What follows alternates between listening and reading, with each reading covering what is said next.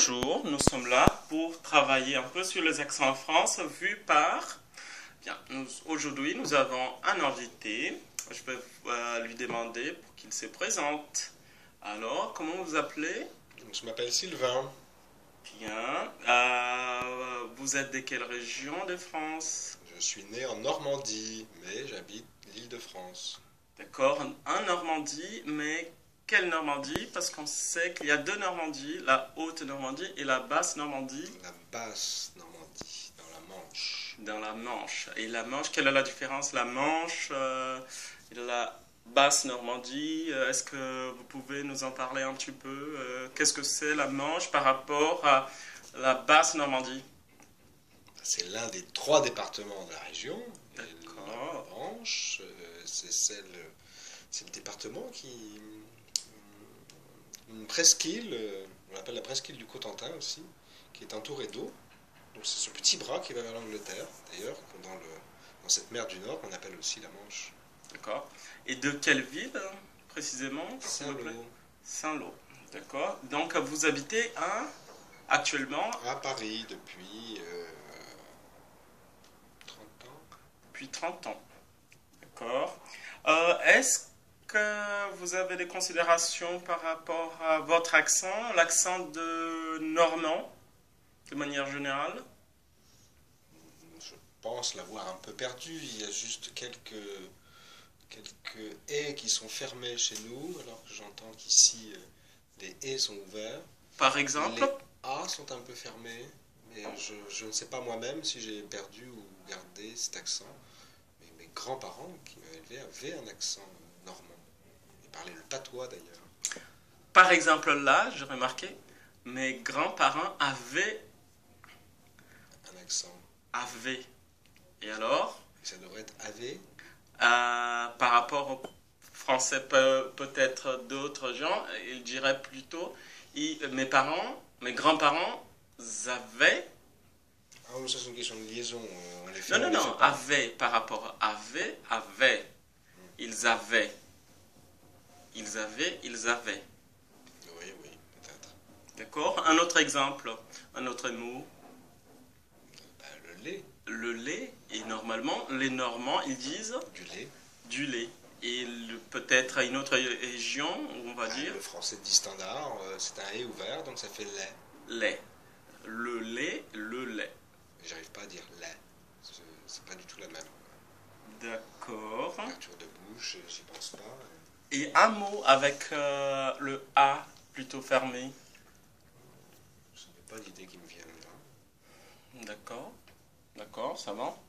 Et de manière générale, quelques considérations sur les accents de France. À cause du français standard entendu à la télévision et à la radio, c'est vrai qu'on se moque. C'est plutôt sujet de moquerie, c'est souvent des clichés. Les On se clichés. moque plus, d'ailleurs, plutôt des mots employés que de l'accent lui-même. D'accord. Celui qu'on pense le plus ridicule, c'est plutôt vraiment du sud, comme Marseille, mais c'est pas tellement l'accent de Marseille, c'est plutôt qu'ils finissent leurs phrases par des gros mots Des gros mots, d'accord. tout le temps, D'accord. que Normalement. je ne peux pas citer ici. D'accord. Et aussi d'autres accents du sud, d'autres, de manière générale. Oui, bon, ben, moi ça ne me déplaît pas. L'important c'est d'être compris. A priori, on est compris à peu près partout sur le territoire. Si on va plus au sud vers Toulouse, et que les hauts soient tous ouverts, même s'il y a un accent circonflexe dessus, n'empêche pas de comprendre le mot.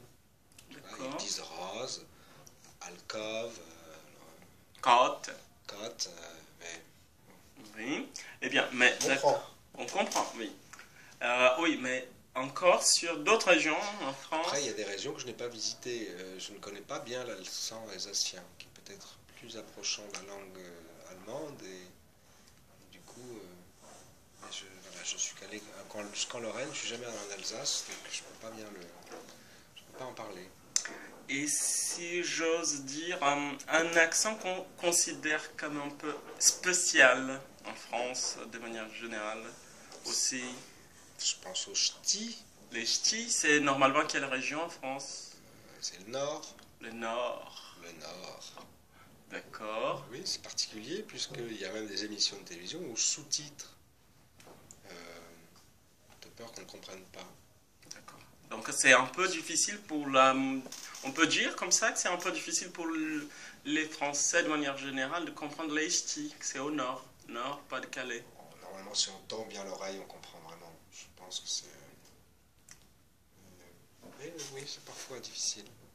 Plutôt donc le nord, les Picards Oui, peut-être. je pense qu'ils font un peu exprès. Parce que plus au nord, si on va en Belgique, ils ont aussi un accent qui est assez agréable et on comprend très bien. D'accord. Je ne sais pas ce qui se passe dans le nord. D'accord. Et si on considère de manière générale les francophones d'autres régions dans le monde, peut-être en Amérique, je sais pas, en Afrique. On pense forcément au Québec. Au Québec, où là aussi, on le voit sur une chaîne comme TV5 Monde, les séries sont sous-titrées. Et là, pour le coup, il y a un mélange de... C'est un accent agréable, mais là aussi, ils ont leur propre jargon et des mots différents, donc il y a besoin de sous-titres. Donc c'est plus par rapport aux mots que l'accent lui-même. Mais comme il est très sifflant, souvent il y a besoin de sous-titres. Pour les pays africains, oui, peut-être que certains R sont appuyés, enfin c'est pas... Un air appuyé. Oui, mais ça dépend, parce que moi qui suis allé au Sénégal, au Mali, au Burkina Faso, ou à la Côte d'Ivoire, au Cameroun, je n'ai pas vu sensiblement de grandes différences. Du français de France. Oui, et les pays. Pour moi, il était beaucoup plus standard qu'ailleurs. Donc les Français parlés en Afrique, elle est quand même très compréhensible. Oui, beaucoup plus qu'au Québec. Beaucoup plus qu'au Québec, d'accord. Et par rapport à... Bien, on a parlé sur le français, oui, les accents en français, mais et par rapport à la langue portugaise, est-ce que normalement, des considérations que vous pouvez... Eh bien, je ne connais pas beaucoup de Brésiliens francophones, donc je n'ai pas l'habitude de leur accent, mais si j'en entends à la télévision, je pense qu'il est approchant de l'accent italien. D'ailleurs, je confonds, je pense que la personne est italienne. Je ne saurais pas dire pourquoi, je pense qu'il y a la mélodie, la mélodie ou le rythme, comment tu dis, le groupe rythmique. Oui. Voilà, où il est appuyé sur la première syllabe. Et, du coup, je pense qu'il y a d'autres nationalités dans le monde francophone qui font cette erreur. Et c'est pas du tout gênant à la compréhension non plus. D'accord. Et Enfin, je trouve. D'accord. De manière générale, c'est une perception sur la langue portugaise quand les Brésiliens parlent français. Et vos perceptions sur la langue portugaise, même si vous ne parlez pas le portugais, ou non plus le portugais du Brésil, mais par exemple un son, une façon de parler, Les ch. ch. Qu'est-ce que ça veut dire? C'est ch. Puis quand on écoute les conversations, il y a beaucoup de ch, de tch, notch. Donc, Parfois, ça nuit à la compréhension du mot. On se demande si les consonnes ne sont pas avalées et du coup, on ne sait plus quelle est la consonne du mot. vous voulez dire par là que normalement, quand les personnes, les lusophones, parlent portugais, donc il y a beaucoup de sons. C'est ça. D'accord. Bien. Si j'ai bien compris, ça dépend des régions. Ça dépend de région, exactement. Eh bien, je vous remercie pour votre participation. De rien. Et merci à vous tous.